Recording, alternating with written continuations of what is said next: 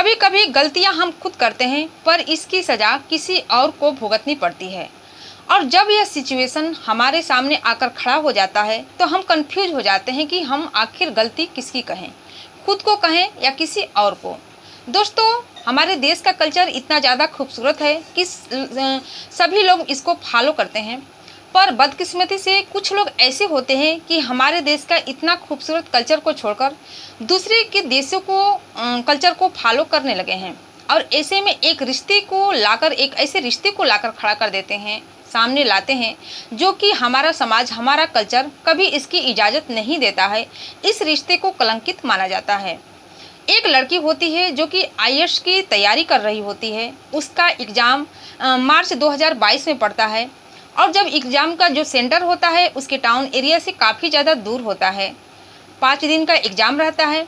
इसके बाद उसकी माँ एक लड़के के साथ उसको एग्ज़ाम के लिए भेजती है और जब वो लड़की अपना एग्ज़ाम देकर जब अपने घर आती है तो उसकी माँ अपनी बेटी को देखकर हैरान हो जाती है, परेशान हो जाती है। उसके पैरों तले ज़मीन खिसक जाता है क्योंकि उस लड़की के मांग में सिंदूर होती है और गले में मंगलसूत्र होता है। तो दोस्तों, आइए जानते हैं इस घटना की पूरी जानकारी इस वीडियो में कि आखिर इस घटना में होता क्या है। मैं हूं ज्योति कुशवाहा और ज्योति वॉइस चैनल में आप सभी का स्वागत है। दोस्तों, वीडियो में आगे बढ़ने से पहले आपसे रिक्वेस्ट है कि जो कोई भी भाई बहन मेरे चैनल पर नए हैं तो वीडियो को लाइक करिएगा, शेयर करिएगा और चैनल को सब्सक्राइब जरूर कर दीजिएगा ताकि हमारा हौसला बढ़ता रहे और आप लोग के बीच में ऐसे ही नई नई इंटरेस्टिंग वीडियो ला सकूँ। तो दोस्तों, आज की जो ये सच्ची घटना है, ये घटना है उत्तर प्रदेश का एक जिला पड़ता है आगरा।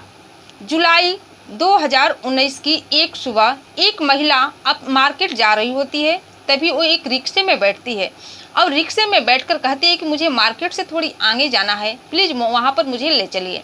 इसके बाद वो रिक्शे में बैठकर जाने लगती है। कुछ दूर जाने के बाद फिर एक लड़का होता है जो रिक्शे वाले को रुकवाता है और कहता है कि मुझे भी मार्केट से थोड़ा आगे जाना है, मुझे भी वहाँ पर पहुँचा दीजिए। रिक्शा वाला उसको बैठा लेता है।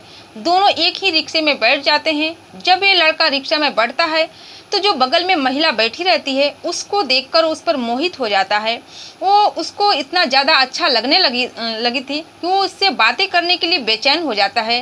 वो बहुत ही प्रयास करता है उससे बात करने के लिए, लेकिन जब बात की शुरुआत करता है तो महिला को भी उस लड़के की बात बहुत अच्छी लगती है। इतने ही देर में दोनों बहुत ज़्यादा बातचीत कर लेते हैं और अपना अपना कॉन्टेक्ट नंबर एक दूसरे के साथ शेयर कर देते हैं। इसके बाद जब अपने घर आते हैं तो उसी नंबर से दोनों बातचीत करने लगते हैं और बातचीत करते करते दोनों को एक दूसरे से प्यार हो जाता है और जब प्यार हो जाता है तो दोनों एक साथ मिलने लगते हैं और वो जो महिला रहती है उसके साथ इतना ज़्यादा क्लोज हो जाती है कि वो बराबर मिलने लगती है और उनके जो मिलने का समय होता है, जो मिलने की स्थिति होती है, कोई नॉर्मल नहीं था। जब भी दोनों एक साथ मिलते थे तो शारीरिक संबंध बनाते थे। इसके बाद उस आदमी से इतना ज़्यादा अटैच हो जाती है कि उसको अपने घर, यानी कि उस लड़के को अपने घर, अब तो अपने घर भी बुलाने लगती है। कभी कभी तो पूरी रात के लिए अपने घर पर रोक लेती थी। अब वो उसके साथ ऐसा काम करने लगती है जो कि एक पति पत्नी करते हैं।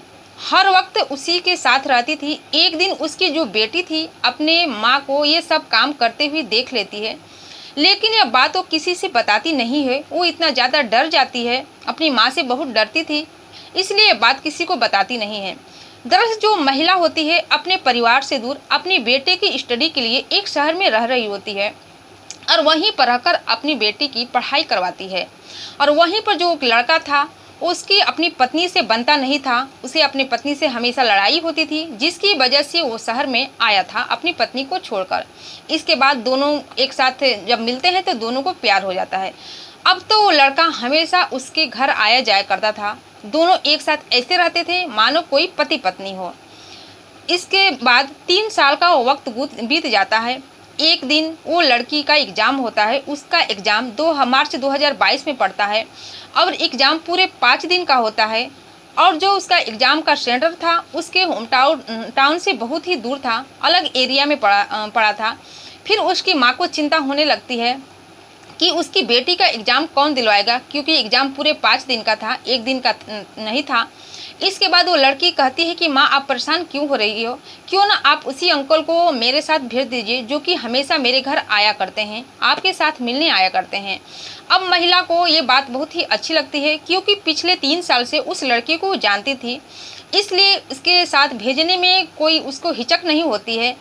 फिर उस लड़के के साथ अपनी बेटी को एग्ज़ाम के लिए भेज देती है। जब वो लोग एग्ज़ाम देने जाते हैं तो एग्ज़ाम का पहला दिन में वो एक रूम लेते हैं, एक होटल बुक करते हैं और उसी के में अपना समय बिताते हैं। जब लड़की उस होटल के कमरे में जाती है तो उस लड़के से कहती है कि मैं तुमसे बहुत ज़्यादा प्यार करती हूँ। मैं ये बात बहुत पहले बताती, लेकिन अपनी माँ से डरती थी। मैं घर पर भी रहकर आज ही नहीं, मैं बहुत पहले से तुमसे प्रेम करती हूँ, क्योंकि मैं घर पे नहीं बताती थी, क्योंकि माँ से मुझे बहुत डर लगता है। जब ये बात लड़का सुनता है तो सुनकर हैरान और परेशान हो जाता है। यहाँ पर लड़का भी गलती कर देता है। पहले तो वो एक अलग अनैतिक रिश्ते में बंधा था, जो कि उसे नहीं करना चाहिए, और जब लड़की उस तरह की बातें करती है तो उसको वहाँ पर समझाना चाहिए था, लेकिन वो नहीं समझता है और कुछ आगे पीछे नहीं सोचता है, और वो भी अपने प्यार का इजहार कर देता है। इसके बाद जब सुबह होती है तो दोनों मंदिर में जाकर शादी कर लेते हैं, और शादी करने के बाद जो भी दुल्हा दुल्हन की जो रस्म रिवाजें होती है, यानी कि जो सुहाग रात होता है, वो भी मनाते हैं, एक साथ सुहाग रात मनाते हैं। जब 5 दिन का एग्ज़ाम खत्म हो जाता है, खत्म होने के बाद वो लड़के के साथ अपने घर आती है। जब अपने घर आती है तो उसकी जो माँ रहती है, अपनी बेटी का जब चेहरा देखती है तो देखकर दंग रह जाती है, उसके पैरों तले ज़मीन खिसक जाता है। दरअसल जो लड़की थी उसके गले में मंगलसूत्र होता है और मांग में सिंदूर होता है। उस लड़की से, यानी कि अपनी बेटी से, इसके बारे में पूछने लगती है और कहती है कि बताओ तुमने किससे शादी की हो। तो जो लड़की होती है कहती है कि मैंने इन्हीं के साथ शादी की हूँ। जब महिला यह बात सुनती है तो घबरा जाती है और दोनों में कहासुनी होने लगती है। महिला अपनी बेटी से कहती है कि तुम्हें ये सब करते हुए शर्म नहीं आई। इसके बाद वो लड़की अपनी माँ को जवाब देती है कि मैंने आपको सबक सिखाने के लिए ये सब किया है। आपने भी तो मेरे पापा को धोखा दे रही हो, मेरे पूरे परिवार को धोखा दे रही हो, इसलिए आपको सबक सिखाने के लिए, आपके सही रास्ते पर लाने के लिए मैंने ये काम किया है। जब लड़का देखता है कि दोनों माँ बेटी झगड़ रही है, दोनों में कहासुनी हो रही है, तुरंत वहाँ से चला जाता है। और चले जाने के बाद लगभग 3 महीने का समय बीत जाता है, लेकिन वो लड़का आता ही नहीं है। इधर माँ बेटी दोनों परेशान हो जाती है। इसके बाद वो उसी अपने ही एरिया के एक थाने में जाती है और थाने में जाकर थानेदार साहब से पूरी बात बताती है।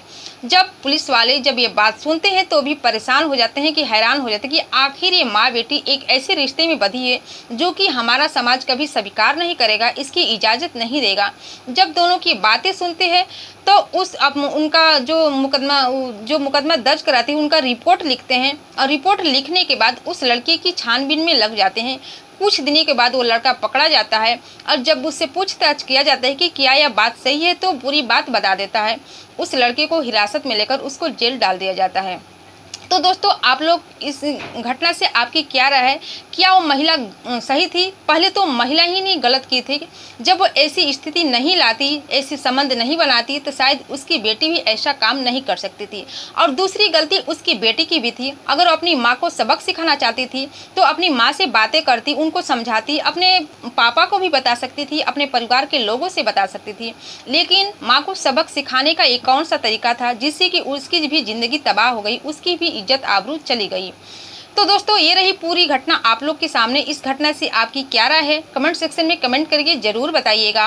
और कुछ मेरे व्यूअर्स हैं जो कि मेरी वीडियो को बहुत ही समय निकाल कर देखते हैं, और इतना ही नहीं, बहुत सारा प्यार और दुलार देते हैं। मैं उनका नाम अपनी वीडियो में लेना चाहती हूँ, जिनका नाम इस प्रकार है।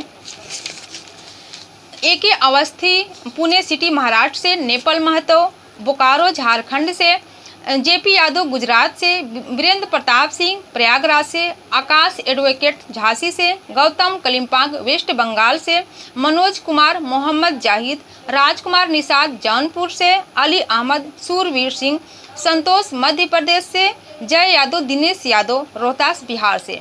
इन सभी तमाम व्यूवर्स को मेरे तहे दिल से शुक्रिया, जो कि आप लोग मेरे ऊपर ऐसे ही प्यार और सपोर्ट बनाए रखिए।